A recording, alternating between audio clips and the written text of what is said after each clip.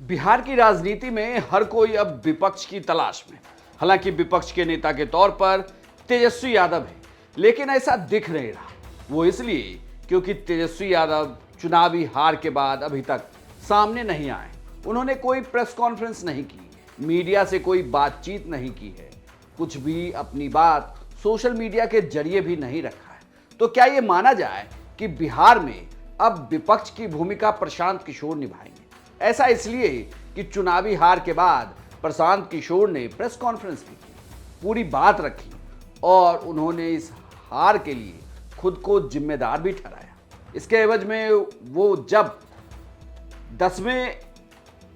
10वीं बार मुख्यमंत्री के तौर पर नीतीश कुमार गांधी मैदान में शपथ ले रहे थे, उसी दौरान उपवास पर बैठे थे प्रशांत किशोर।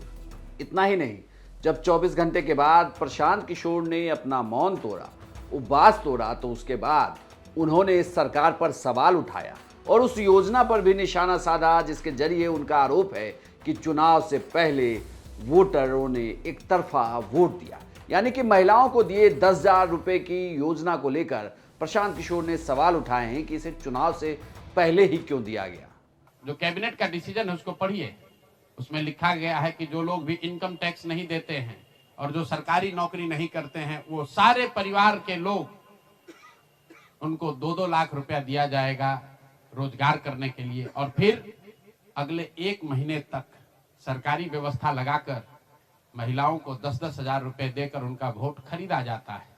उनके पीछे सरकार की व्यवस्था लगती है, वो पैसा लेकर बदल ना जाए। उनको जीविका के समूहों से जोड़ा गया, उनको जीविका की दीदियों को उनके पीछे लगाया गया कि भाई तुम जाकर इसी पर वोट करना। ये हुआ है तब आपको ये प्रचंड बहुमत दिख रहा है। कल गांधी मैदान में लोग शपथ ले रहे हैं, सुचिता की शपथ ले रहे हो।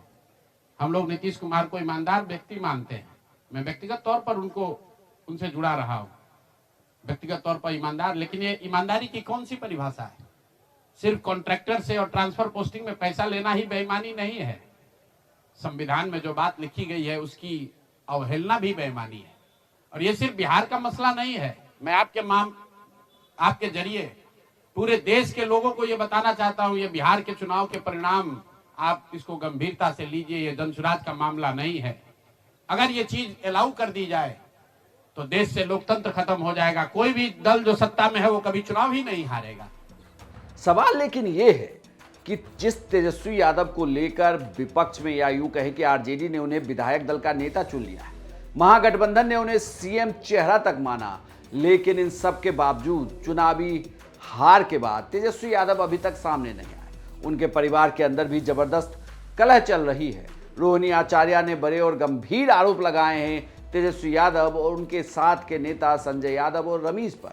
वहीं अगर देखें तो उस परिवार में तेज प्रताप यादव ने भी एक अलग कॉर्नर अपना बना लिया है, जहां उन्होंने अपनी पूरे पार्टी का गठन किया, चुनाव में उस पार्टी को उतारा। उसके 44 उम्मीदवार चुनावी मैदान में उतरे। हालांकि सभी चुनाव हार गए, खुद तेज प्रताप यादव भी। लेकिन इन सब के बीच अगर कहें तो पिछले पूरे 5 साल में तेजस्वी यादव जितने दिन सरकार में रहे और उसके अलावा जब वो सरकार में नहीं थे तो उन्होंने मजबूत विपक्ष की भूमिका निभाई। लेकिन अब ऐसा लग रहा है कि इस विपक्ष की भूमिका में प्रशांत किशोर आ गए।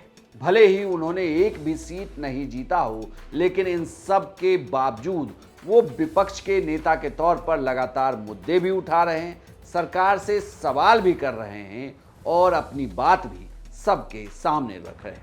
आपको क्या लगता है कि विपक्ष की बेहतर भूमिका कौन निभाएगा, प्रशांत किशोर या तेजस्वी यादव? आप अपनी राय हमें कमेंट बॉक्स में लिखकर बताएं और बिहार की तमाम खबरों के लिए आप देखते रहिए सिर्फ बिहार तक।